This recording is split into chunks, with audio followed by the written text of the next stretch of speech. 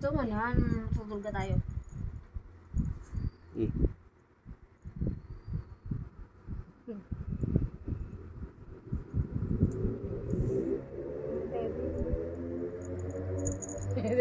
Asal na naman yan sa'yo.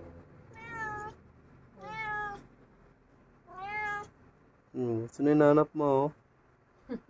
Ha? Doon ko na nilagay sa ibabaw eh. Oo. Nagluluha yung mata niya. Ayan si ano. Ano yung binili mong pangsipon? Yung ano. Bronxter. Si Precious at saka si Kwan. Pati rin na ito, may sipon din to. Meron. Pero mas malala yung kay ano, kay Ed, no? Oo. Hindi na nga siya makangyaw eh.